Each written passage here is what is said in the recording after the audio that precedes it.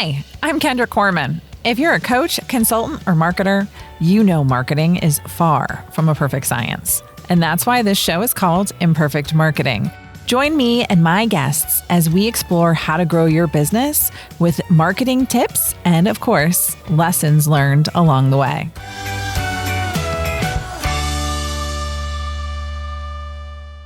Hello, and welcome back to another episode of Imperfect Marketing. I'm your host, Kendra Corman, and today I'm joined by Aurora Winter, and I'm really excited because I've started geeking out on this whole topic of neuroscience and marketing, and that's one of the topics that we're going to be talking about today. Welcome, Aurora. Thank you so much for joining me. It's so great to be on the show with you, Kendra, and I look forward to helping people turn their words into wealth using neuroscience. Talk to me. How did you get into neuroscience? I took my MBA in 2015, actually in Italy. That was kind of a fun story. And they had a focus on neuroscience and leadership. So I'm like, okay, that's the MBA for me.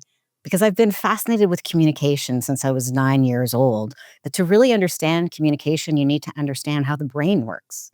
So I loved leaning into that. And now I help people. You know, I'm a media coach or a media consultant. I help people write books or get their TEDx talk or pitch to raise capital. And understanding how the brain receives words is key to having a clear, concise, compelling message. It is so important. Okay, so is the Italian MBA a long story or a short story? Because I'm very curious. Well, you know, it just goes to show the power of podcasting, because I was listening to a podcast about neuroscience and the guest expert said, blah, blah, blah, blah, blah, Chimba, Italy. We have these, MBA there. It was just an offhand comment, but that made me, go on Google and search it and apply. And I'm like, okay, why am I taking my MBA in 2015? I already have a successful business. I've been a TV producer, this, that, and the other, but I wanted to. If not now, when? I think this is a really good question, actually. My friend challenged me, if not now, when? And that's why I took my MBA, because I wanted to do it. So if not now, when? It's the same with most important things. Getting married, having a kid, writing your book, starting a business. Don't put it off. No, I think that's so important. And I like that. If not now, when? Right. And I think that goes for so much in marketing. I'm going to do a little plug for my whole progress, not perfection. Right. If you're not going to launch it now, when are you going to get around to it? Right. Let's move forward. Let's get it done. It can be a little messy. Right. We can fix it as we go. And I love the name of your podcast, because I am a recovering perfectionist. And I can't tell you how many times, the perfectionist in me wanted to put it off because it wasn't, quote unquote, good enough. But yeah, imperfect marketing, imperfect life, imperfect human beings, but show up and you make progress. And you make much more progress offering something to the world and then getting feedback and then refining, using real feedback instead of imagined feedback to perfect your product or service or offer. Yes, I am 100% on board with the real feedback. I've shared this story about before, but I had a friend who was leaving corporate, and because of our corporate mentality, for lack of a better explanation, and I was there with her, she had flyers, she had swag, she had a website. She didn't have one customer, and she actually didn't know how to go out and find them because what she was selling was a service that needed a lot of networking. But she hadn't done any networking because she wasn't ready yet, because she needed more changes to the website. The way to get ready is to start asking for orders. Also, filter opinions through money. So, for example, one of the little books that I wrote after I finished my MBA, I'm like, I could do anything. I could go anywhere. Too much choice. I actually went on down a rabbit hole of the problem of too much choice, which is the thing. But then I gave away a free book. It's actually this little book, Marketing Fast Track.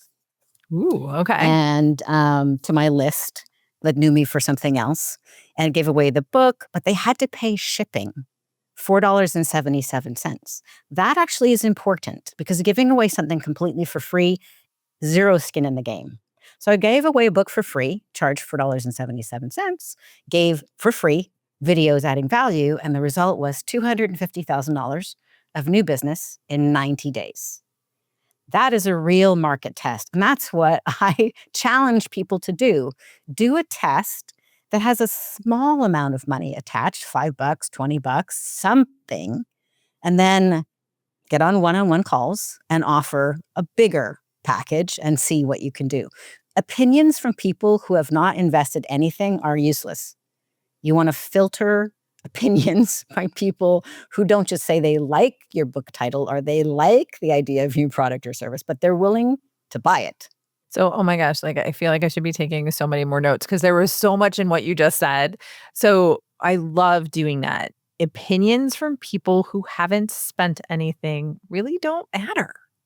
And I think that that's so important because there's so many of my clients send things to, and I'm like, they're not going to buy your service. Why are we even talking about what they think? And I think that's so important. I never really thought about it that way. And I love how you had a little bit of skin in the game with your free book, right? So you were giving them the book and Yeah, even a couple of bucks make a big difference. Which is why I actually think it's better for somebody to buy your book on Amazon or to buy it through you for a couple of bucks shipping than to just give away a free ebook. There's no skin in the game. So many of those ebooks never get read. But if somebody actually gets a book, it arrives, you know, they hold it, they touch it, maybe they read it, maybe they don't, but they will put it on their bookshelf and it'll sit there bugging them until they read it or until they have the problem that that book solves. I'm like, didn't Aurora send me a book? I should read Turn Words into Wealth. And then what happens next is after you have delivered value, whether it's a podcast or a book or a video series, the next step can be thousands of dollars because you've invested, you've built know, like, and trust. They already go, Kendra's my person. I love her. I love this whole imperfect marketing idea. I'm going to hire her as my consultant. so let me ask this question. We're totally off script, but and all the questions that I was going to ask, which is awesome because I'm really interested in, is there a part of neuroscience that makes that backs that up? Or how did you come up with the idea to make sure that people had skin in the game with that first book after you graduated with your MBA? That was, I think, just basic marketing understanding. But yes, there probably is neuroscience, and let me see if I can pull that out. There is a neuroscience around commitment and consistency. So people who express an opinion, especially if that's visible to other people, like people who put political signs on their lawns, are very unlikely to change their vote because of commitment and consistency. People are attached to being consistent. So even a small amount of money, they've already said that they're buying this product or service or something. And then they want to align with the consistency of that.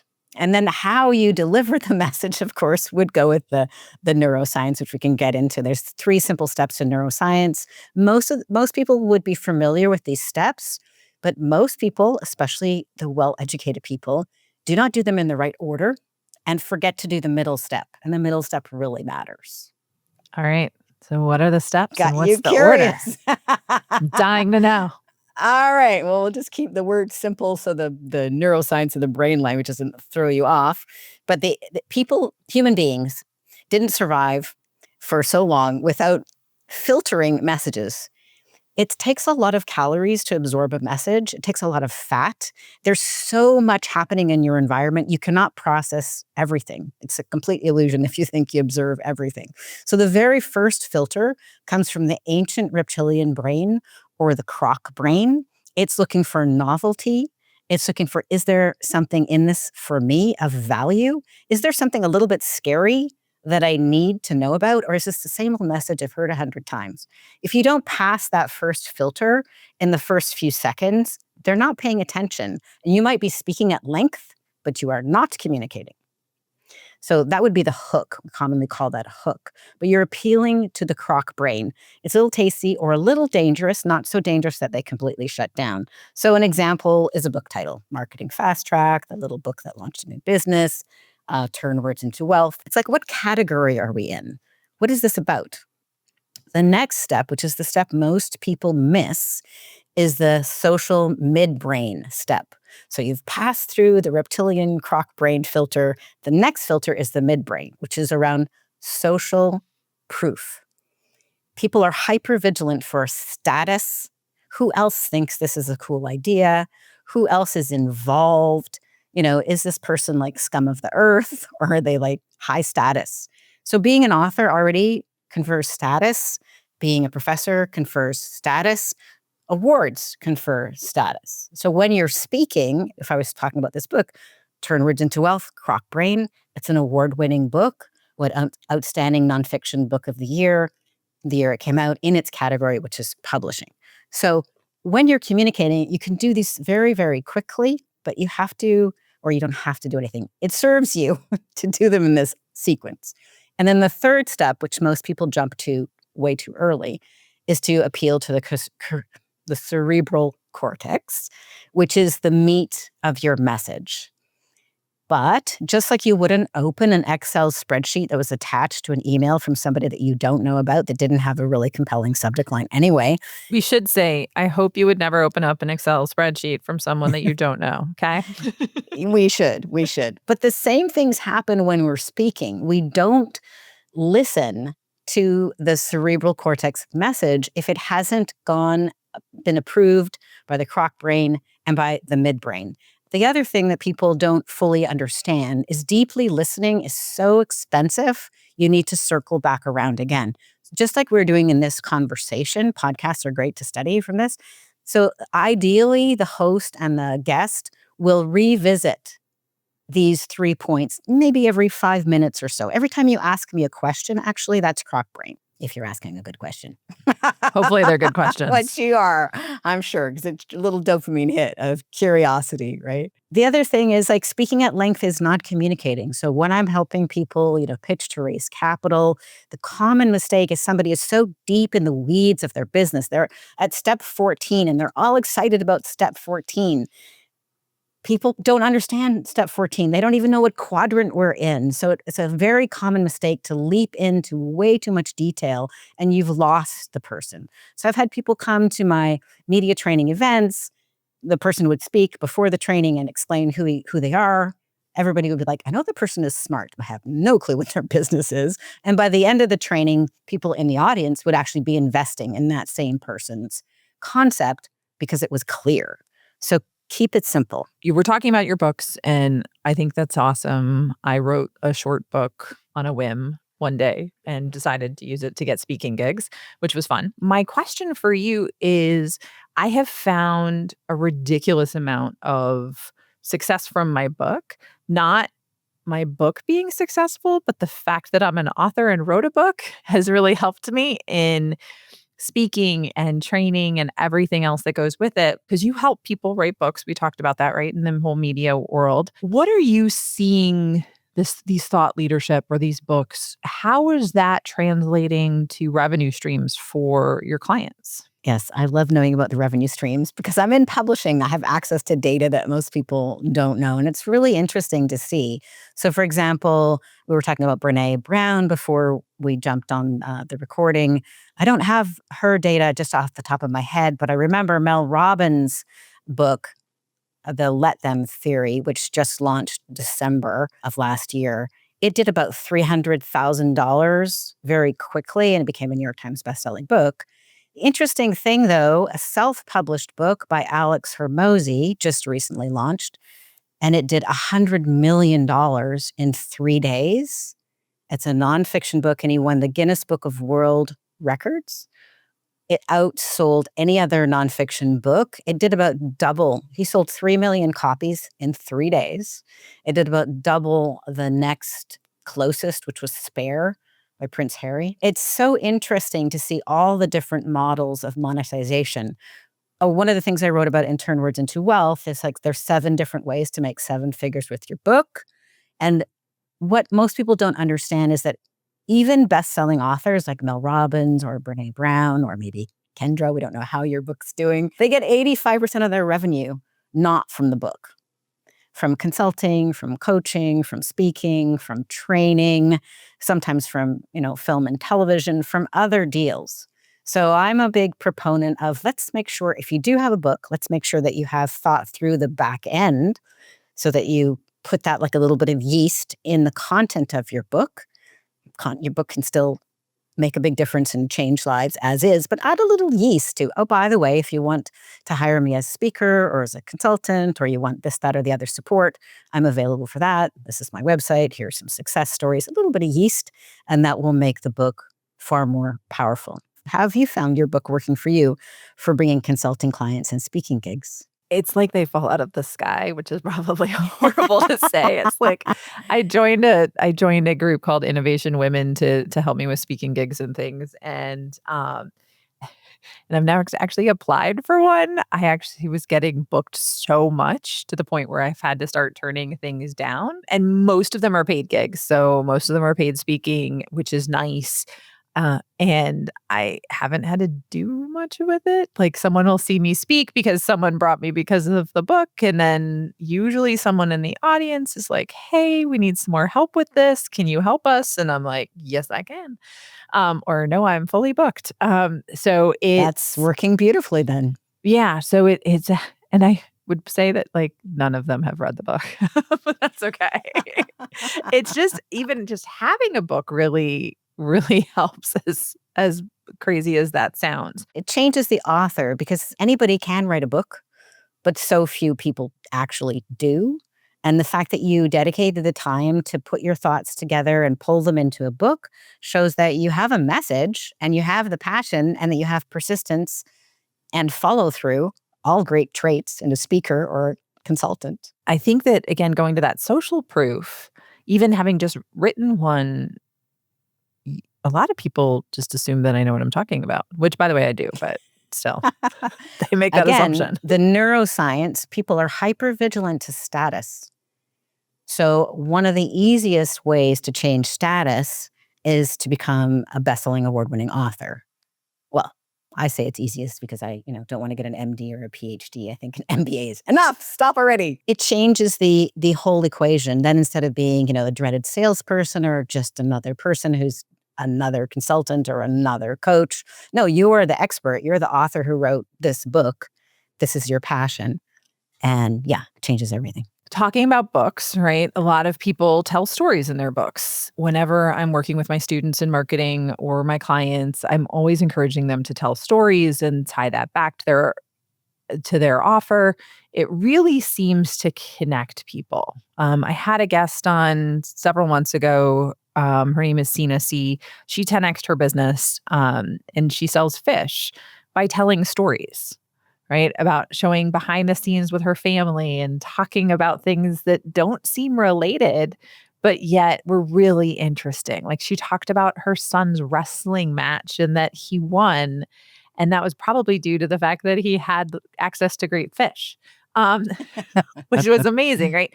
So these stories seem to stick more with us, right? So why?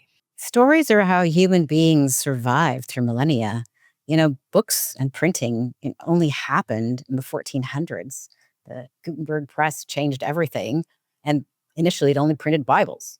But before that, people told stories around the campfire.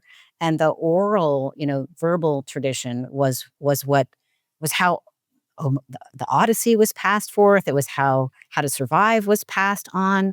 And now we're coming back around to that with podcasts and video and YouTube being the number two search engine. Amazon is the number 3 search engine. So most people make a really big mistake in anything that they're doing, in my humble opinion, and I've made this mistake myself, so I speak from experience, in spending so many hours working on their product, on their service, studying for their exams, doing the thing, and they spend no time learning how to talk about the thing. Most people know the 80-20 rule. Well, in the 20% of things that will make 80% difference is talking about what you're up to. So learning how to communicate using the neuroscience of communication is going to help you get better grades. It's going to help you get a better job. It's going to help you solve problems in your marriage. And it's most definitely going to help you attract and enroll clients. So I wish I could have shaken my earlier self who was working so hard on different things in the business and didn't spend time collecting stories. So a simple, and everything has a blueprint that you can model. I put a bunch of blueprints in my book, Turn Words into Wealth. But here's a simple one that you can remember from today is tell the story of the hell that you were in or that your client was in, and then the heaven that you took them to. Just tell the story of the problem, the pain, the agony. I'm calling that the hell. and then skip to after they consulted with Kendra, after they took her course, after they read Turn Words into Wealth, the heaven that they were in. Do not tell me 49 steps of the bridge between the hell and the heaven.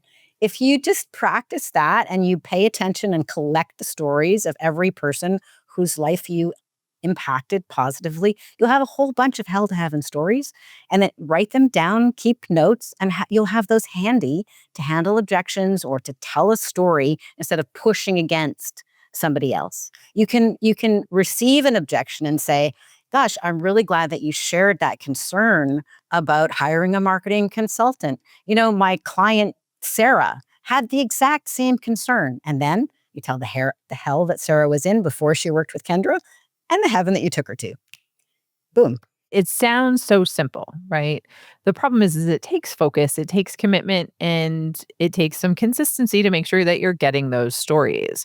So I want everybody to take note of, if you're listening or watching, make sure that you're taking note of this, because there's so much that we can do that really truly doesn't take a ton of time in our business. They can make a significant difference in our It can revenue. easily 10x your business. Easily. Easily. It's like working out at the gym. You need to practice. So practice telling these hell to heaven stories with the person standing, waiting, for your grocery order to be processed at Trader Joe's. Just practice telling quick stories, practice the format of it, and then you can apply any story to that. And there's a bunch of different formats or blueprints for powerful stories. Once you understand the blueprint, then you can have hundreds of stories that fit that blueprint, and it will work because the blueprint's there. It's like building a house, foundation, walls, roof. And the neuroscience, basically the foundation, Croc brain, the walls, midbrain, social status, social proof. And you can't put the roof on, which is your main message of cerebral cortex, until you have done those other two things, because the roof will fall.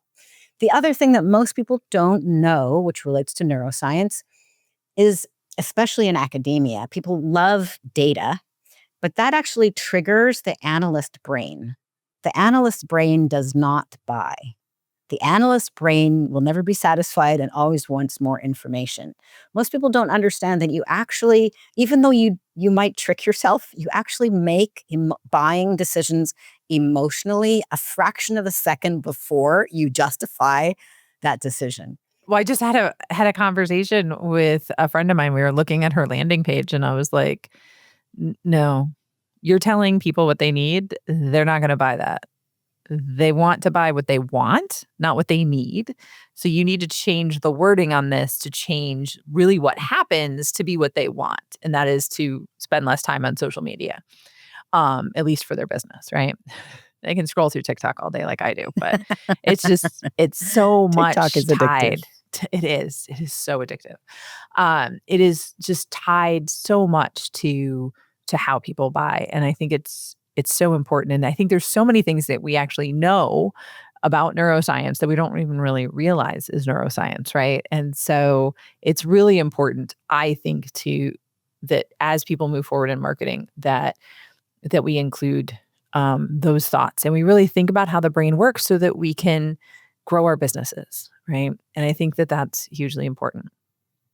This has been an amazing conversation. I could go on and on and on with more and more and more questions. But the data says that people stop listening to me after a certain amount of time. So I want to make this bite-sized so that everybody else can get back to the rest of their day. But before I let you go, I do want to ask you a question that I ask all of my guests, and that is that this show is called Imperfect Marketing. Marketing is anything but a perfect science.